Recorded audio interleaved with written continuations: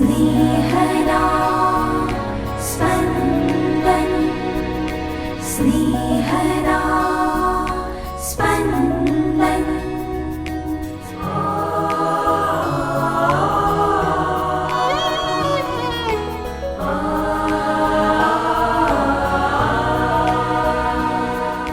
સામાન્ય કાળના 19મા અઠવાડિયાનો શુક્રવાર.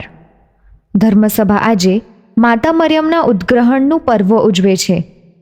માતા મરિયમને સદેહે સ્વર્ગે લઈ પરમેશ્વરે એમની પૂરી મુક્તિ સાધી તે જ દિવસે આપણો દેશ પરદેશી ગુલામીમાંથી મુક્ત થયો એનું પર્વ ઉજવાય એ એક સુખદ યોગાનો યોગ છે.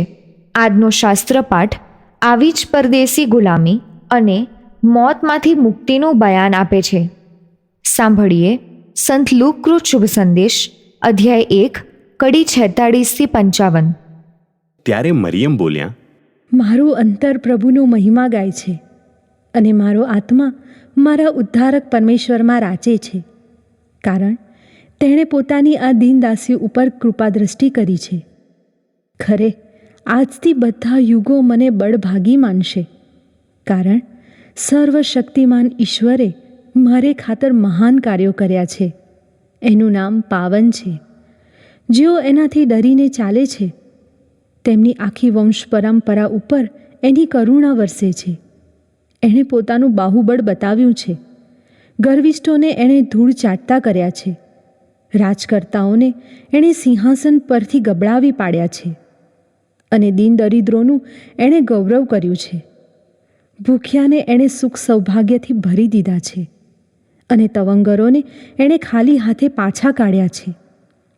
આપણા પૂર્વજોને વચન આપ્યા પ્રમાણે એણે અબ્રાહમ અને તેના વંશજો પ્રત્યે સદા દયા બતાવી છે ને પોતાના સેવક ઇસ્રાયેલની વહાર કરી છે. स्नेहदा स्पन्दन स्पन्दन। આજે ધન્ય કુંવારી મરિયમનું ઉદ્ગ્રહણ ઉજવવામાં આવે છે. મા મરિયમ આજે શરીર સાથે સ્વર્ગમાં લેવાય છે.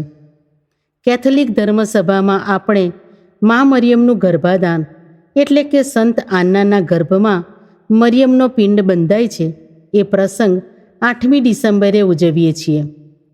મા મરિયમનો જન્મ 8મી સપ્ટેમ્બરે ઉજવીએ છીએ. મા મરિયમનો મૃત્યુ દિવસ આપણે ઉજવતા નથી. મા મરિયમના મૃત્યુ સંબંધ કોઈ પરંપરા પણ નથી. મા મરિયમ શરીર સાથે સ્વર્ગમાં લેવાય છે એ પ્રસંગ 15મી ઓગસ્ટના રોજ ઉજવીએ છીએ. આજે ભારત દેશ અંગ્રેજોના હાથમાંથી સ્વતંત્ર થયો હતો. અંગ્રેજ સામ્રાજ્ય અત્યંત વિશાળ અને સામર્થ્યવાન સામ્રાજ્ય હતું. એવું કહેવાતું હતું કે અંગ્રેજ સામ્રાજ્યમાં સૂરજ કદી આથમતો નથી, કારણ પૂર્વમાં ઓસ્ટ્રેલિયામાં સૂરજ ઉગે તે જ્યારે પશ્ચિમમાં આથમે ત્યારે પશ્ચિમમાં યુએસએમાં સૂરજ ઉગતો હોય. ઓસ્ટ્રેલિયા અને યુએસએ બંને અંગ્રેજ સામ્રાજ્ય હેઠળ. આથી મહાસત્તા સામે અહિંસાનું શસ્ત્ર હાથમાં લઈ ગાંધીજી આઝાદીની ચળવળ ચલાવે છે અને ભારતને આઝાદી મળે છે. આજનો શુભ સંદેશ મા મરિયમે ગાયેલું આભાર ગાન છે. આ આભાર ગાનમાં મા મરિયમને જે પ્રભુનો અનુભવ થયો તે પ્રભુની ઓળખ આપી છે. પ્રભુએ મા મરિયમ પર કૃપાદ્રષ્ટિ કરી છે અને ઈસુના માતા થવા પસંદ કર્યા છે. ઈસુ તો પ્રભુ છે. જ્યાં જ્યાં ઈસુનું નામ લેવાશે ત્યાં ત્યાં મા મરિયમને પણ અવશ્ય યાદ કરવામાં આવશે. ઈસુએ આ માનવ જગતમાં માનવ બનવા મરિયમનો સહારો લીધો. આપણે આપણી પ્રાર્થનાઓ મા મરિયમના સહારે પ્રભુ પાસે મોકલીએ છીએ. મા મરિયમને મળી રહેલા બહુમાનને માટે પ્રભુનો આભાર માનવો ઘટે. મા મરિયમને જે પ્રભુનો અનુભવ થયો તે પ્રભુએ ભારતની ધરતી પર એ જ કરી બતાવ્યું છે. પ્રભુએ પોતાનું બાહુબળ બતાવ્યું છે અને ગર્વિષ્ઠોને એટલે કે અંગ્રેજોને ધૂળ ચાટતા કર્યા છે. અહિંસાના શસ્ત્ર સામે બંદૂકધારી અંગ્રેજ સેનાએ ઝૂકવું પડ્યું છે. પ્રભુએ રાજકર્તાઓને સિંહાસન પરથી ગબડાવી પાડ્યા છે. આ છે અંગ્રેજ સરકાર. પ્રભુએ દીન દરિદ્રોનું ગૌરવ કર્યું છે એટલે ભારતની ગરીબ પ્રજાના હાથમાં મત અધિકાર આપ્યો છે, જે પોતાની સરકાર ચૂંટી શકે. ભારતની આઝાદીનું મૂળ પ્રભુમાં છે, જેમણે ગાંધીજી અને બીજા અનેક નેતાઓને આઝાદીની ચળવળ શરૂ કરવાની પ્રેરણા આપી.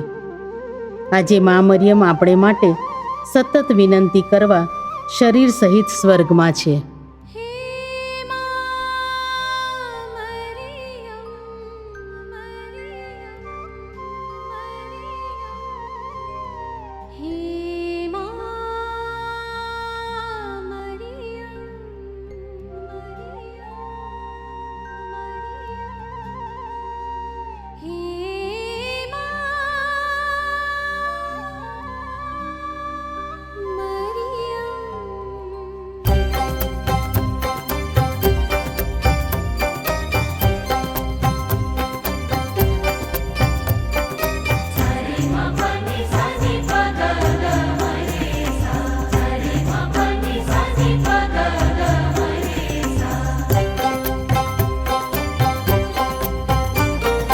जय मां मरियम जय मां मरियम जय मां मरियम जय मां मरियम जय मां मरियम जय मां मरियम जय मां मरियम जय मां मरियम परम कृपानी मुक्ति माळा परम कृपानी मुक्ति माळा पाप रहित तो कमल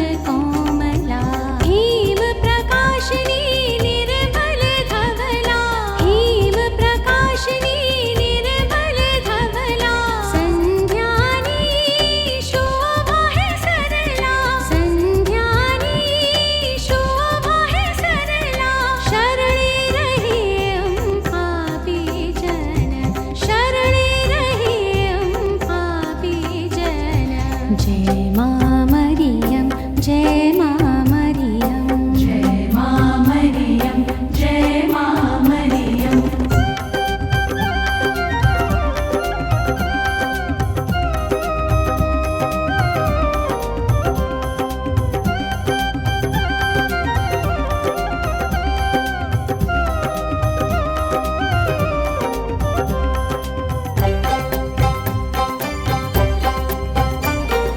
जय मां मरियम जय मां मरियम जय मां मरियम जय मां मरियम जय मां मरियम जय मां मरियम जय मां मरियम जय मां मरियम जय मां मरियम सर्व स्त्रियों मां मंगल महिला सर्व स्त्रियों मां मंगल महिला पाप विरहित जननी